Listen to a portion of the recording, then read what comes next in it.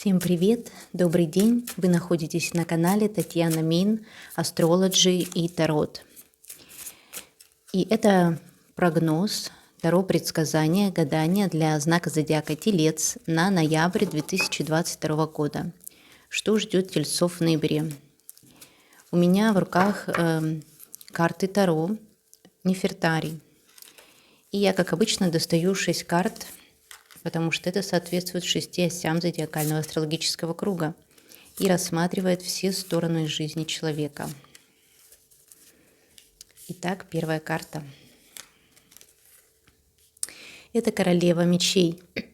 Королева мечей говорит о каких-то не финансовых, а документальных делах с вашим партнером. Как с партнером по личной жизни, мужем, либо женой, так и с бизнес-партнерами, если они у вас имеются. Это какие-то документы, заключение договоров, возможно, даже договор какого-то личного контракта, например, открытие своего личного бизнеса, индивидуального предпринимательства, но и любые документальные вопросы с партнером. Вообще, если даже это не касается каких-то документов, вы будете склонны очень четко расставлять все точки над «и», чтобы определить, что дальше вас ждет в дальнейшем в отношениях. Вы захотите действовать по королеве мечей, то есть все строго, четко, по факту, отбрасывая какую-то лишнюю романтику, сентиментализм и так далее. Либо, может быть, вы захотите выбирать себе вот так именно партнера, несколько даже прагматично, холодновато, либо вам, если вы мужчина, может встретиться такая женщина, которая будет оценивать вас по конкретным делам, потому что королева мечей – это женщина, которая не любит пустых слов, обещаний, она любит интеллектуальных людей, которые делают то, что говорят, и еще, возможно, даже имеют какой-то вес в обществе, в том плане, что они действительно профессионалы в каком-либо деле, например, юридическом, либо в каком-либо другом. Сейчас мы еще будем открывать другие карты, чтобы посмотреть, что здесь может быть в отношениях и вообще по всем сферам жизни. Карта правосудия. Правосудие, старший аркан и на оси финансов. Конечно, здесь могут быть какие-то вопросы, да плюс еще у нас здесь королева выходила мечей. Вообще карта правосудия, она перекликается с картой королевы мечей. И это очень интересно получается, потому что, возможно, для многих тельцов здесь станут вопросы раздела какого-то имущества, алиментов, какие-то финансовые тяжбы, может быть, у кого-то суд, либо другие дела, связанные с тем, как вам получить ваши деньги, или кто-то, может быть, захочет получить деньги путем каких-то таких разбирательств вышестоящих органов, потому что правосудие – это все-таки карта, которая говорит сама за себя. Она же еще будет говорить нам, что вы вряд ли сможете какими-то манипуляциями или путем договоров с кем-то по знакомству и так далее получить ваши деньги, которые вы заработали или не заработали, любые деньги. Здесь всем достанется по заслугам. Каждый получит то, что он заслуживает. И если вы не заслужили эти деньги, вряд ли у вас получится как-то их получить. 3-9 сектор, еще один старший аркан. И это страшный суд. Я прямо не знаю, тельцы, что у вас в жизни происходит. Хотя, наверное, с другой стороны, это неудивительно, потому что ведь у нас идут затмения на оси Телец-Скорпион, и на кого-то эти затмения действуют сильнее, на кого-то еще нет, но в любом случае сейчас или в следующем году еще будет проходить это затмение, тоже на этой же оси, подействует на всех скорпионов и тельцов, и не только. Так вот, страшный суд. Основное здесь это то, что кто-то может судить вас за когда-то вами сказанные слова. Если вы что-то говорили про кого-то, про себя, и это неправда, то вам придется отвечать за свои слова. Либо вы призовете кого-то к ответу. Здесь у нас уже такие карты выходят, которые все говорят о том, что все должно быть по закону, либо по закону страны, либо по закону Вселенной. И здесь просто никак не удастся избежать вот этого. Интересно. Кстати, вот все, что связано вообще с общением, с коммуникацией, с поездками, да, если, например, в законом у вас все в порядке, а вы собрались, допустим, съездить за границу, или вам нужно уехать, и для этого вы как-то, может быть, подделывали документы, или, ну, разные ситуации бывают сейчас, эта тема очень актуальна, то, опять же, остерегайтесь того, что вот эта вот ваша махинация с документами какая-либо, она может не пройти, либо, ну, это будет опасно. Опасно, да, судя по тому, что здесь у нас еще карты, отвечающие за правосудие. Карта девятка жезлов, в общем-то, говорит о том, что вам приходится защищаться. Опять же, от чего? Это как-то, может быть, вам надо подтвердить ваш статус. Статус того, что вы жена или муж, или что вы рабочий человек, что вы студент. Может быть, вам не хватает статуса для дальнейшего продвижения по карьерной лестнице, либо каких-то других дел.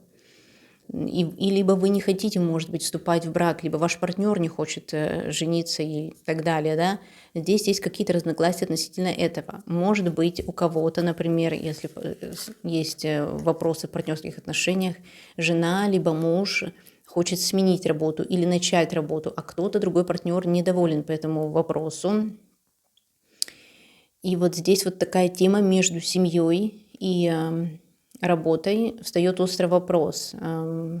Может быть, нету баланса какого-то между, да, тем, чтобы работать, выходить на работу, либо быть со своим партнером. Как-то здесь может быть осуждение, ваш партнер может осуждать вас, а вы можете защищаться относительно чего-то. Интересно, восьмерка кубков. Восьмерка кубков в пятом секторе говорит о том, что вам не хватает какой-то любви, романтики. Вы пытаетесь, может быть, вы давно хотите найти какую-то родственную душу, либо вам даже не то, что вы, может быть, любви, а вообще в целом отдыха, какого-то такого отдыха, который влияет на наше в целом настроение. Либо, например, у вас есть даже, не знаю, время, чтобы отдохнуть и повеселиться, а вы уже устали от этого. И тоже как бы чувствуете какую-то неудовлетворенность в вашей романтической жизни, ваши хобби перестали вас радовать, и вы как будто бы в поиске чего-то еще. То есть вот эти 8 кубков вы не можете наполнить. Вам не хватает каких-то эмоций в отношениях. Но, в принципе, наверное, поэтому, может быть, кто-то здесь и становится такой мечевой королевой, которая слишком фактически подходит к решению всех вопросов, слишком строго судит своего партнера, а может быть, партнер так строго судит вас. Здесь могут быть различные варианты. Ну и самый главный сектор, интересно, что это будет, восьмерка мечей.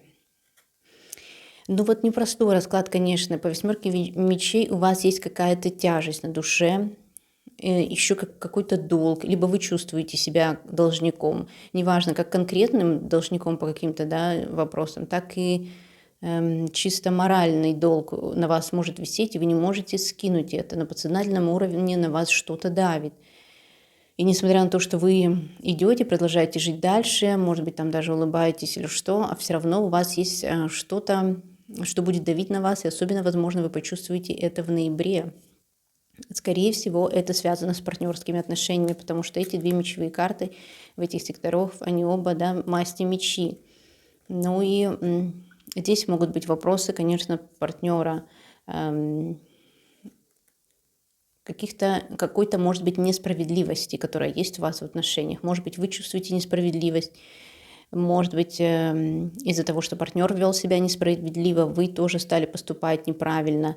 Ну и все вот это как бы накапливается, наверное. Я бы хотела взять еще одну карту дополнительно, чтобы спросить, может быть, что-то здесь еще можно посоветовать. Так, много карт упало.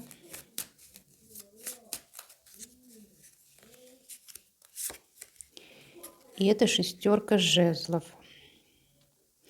Ну, шестерка жезлов – это карта работы, какого-то труда. В целом, карта неплохая. Я могу сказать, что здесь жезлы у нас уже выходили, и это была девятка жезлов, да?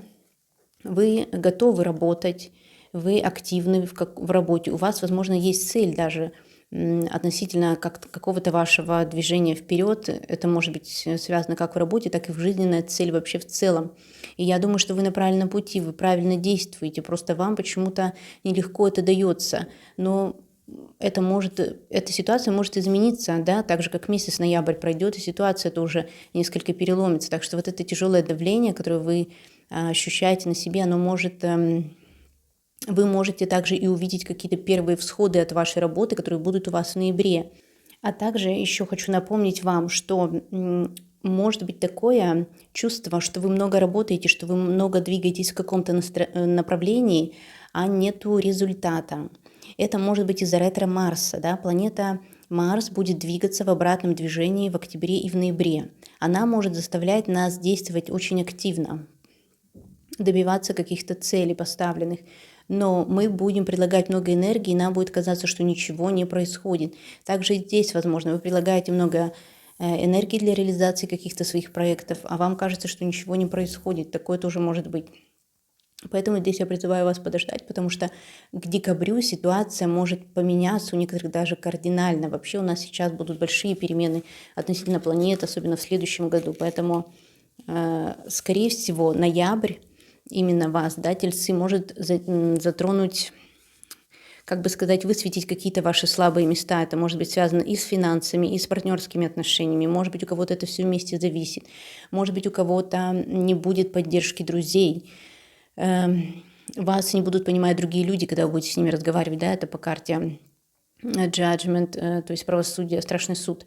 И вы, общаясь с кем-то, и, может быть, будете наталкиваться на стену какого-то непонимания. И это тоже напрягает, да, когда мы не можем поговорить ни с кем, не можем как бы свою душу излить кому-то вот по 8 кубков. Поэтому, скорее всего, здесь у многих может быть такой непростой период, и когда мы находимся в коридоре затмения, это тоже, естественно, действует. Так что, скорее всего, здесь карты говорят именно об этом. Что нам скажет колода Moonology? Полная луна в знаке зодиака Близнецы. Еще одну карту хочу. И новая луна в знаке зодиака Стрелец. Вот интересно, Близнецы и Стрелец – это ось, одна и та же ось в гороскопе. Да? Это ось 3-й, 9-й дом. И вот она как раз здесь у нас представлена картой Страшный суд. Скорее всего, у вас, может быть, да, у некоторых тельцов не будут складываться какие-то дела документального характера. Также могут быть задержки с поездками, какие-то проблемы с автомобилем. Так как у нас Марс идет в обратном движении, как я уже говорила, я не советую вам приобретать новые автомобили. Их можно ремонтировать, можно приобретать подержанные автомобили. Но новое не советую начинать. И вообще никаких таких новых дел, которые связаны с автомобилями, с каким-то риском. Вот рисковать тоже не рекомендуется, конечно. Активность лучше снизить и заниматься текущими делами, да, прорабатывать какие-то там моменты, которые не были еще проработаны. И вот как раз сейчас октябрь-ноябрь, ну, в данном случае ноябрь, да, это время, может быть, даже кто-то захочет поговорить о чем-то, вернуться к каким-то своим прошлым партнерам, и вы не найдете, опять же, в этом поддержки. Такое впечатление, Тельцы, что у вас мало единомышленников, либо они вас критикуют, и вы считаете, что они не за вас, потому что слишком много критики звучит в ваш адрес, какого-то осуждения со стороны других людей. Но возможно, вам стоит прислушаться, потому что карты здесь, в общем-то, неплохие. И так как вышла опять эта ось, я и обращаю на это внимание, потому что вот этот 3-й, 9-й сектор – это ось общения, расширения каких-то горизонтов. Может быть, кому-то нужно несколько успокоиться и снизить круг своего общения, чрезмерного общения, может, какие-то сплетен даже, или когда мы очень много сидим, смотрим какой-то информации в интернете бесполезной и не можем уже даже этим насытиться, или много информации о себе какой-то рассказываем, потом обижаемся, что нас там где-то осудили. Может быть, это время немного затаится. Вот даже здесь на карте изображена могила, гробница, да, гробница фараона. А что такое гробница? Это же тишина, это главное, наверное, слово здесь, что вам не стоит распыляться по сторонам, и здесь около вас останутся только те люди, которые действительно вас поддерживают. Я думаю, вот так, тельцы, такой прогноз для вас на месяц ноябрь. Я надеюсь, что у вас будет все только самое лучшее отсюда, что этот прогноз был для вас полезным. И до встречи на моих новых видео. Всем пока.